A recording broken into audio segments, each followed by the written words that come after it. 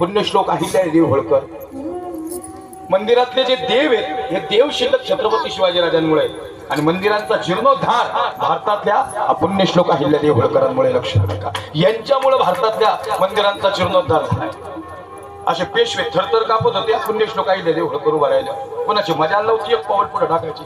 शंभूराजांना डोक्यापासून लाखापर्यंत फाडलं होतं. मिठाचं पाणी टाकलेलं सैतानाने अंगावर. शंभूराजांना बाप आठवत होता, जगी ऐसा बाप व्हावा ज्याचा वंश मुक्ती सदावा.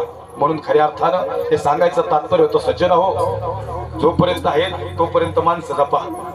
मी मागच प्रसंग बघितला, बापाची पाठ काळी पडलेली, काळी बरं का महाराज, काळी पडलेली बापाची पाठ.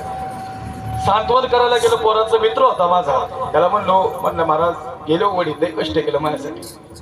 म्हणलं टाक ना आता शेवटचं तांबलं पाणी. ते म्हणलं हे पाणी पडत असतं आंब्यातून. म्हणलं काय झालं? म्हणलं अहो पनेलवरच बघितलं बाप, काळी पडलेली पाठ आज बघितली आंघोळ घालताना. तरी एकदा चिरा पडलेला पाय बघितला असताना महाराज त्या क्षणी म्हाताऱ्याला मिठी मारली असते. म्हणून मला असं वाटतं आपली माणसं जायच्या आधी मिठी द्या, जायच्या आधी त्यांच्यासाठी काहीतरी चांगलं काम करा गड्या. कुणाच्याच हातात नाही जाणं, कुणाच्याच नाही. म्हणून हा असा परिवारातला प्रसंग अनेक रोज मी कीर्तन करतो, रोज असेच प्रसंग करतात.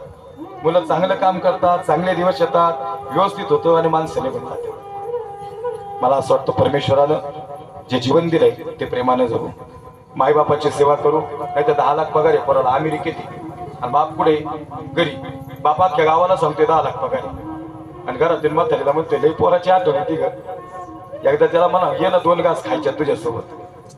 आता येऊ फ्लाईट पकडून येत नाही का 4 दिवसात येईन की येऊ, पैसा लई गडगंज आहे ना. जिसलं म्हातारं झुंज दिली आयुष्यभरासाठी, एकटं बसलं, बसला स्ट्रोक गेलं.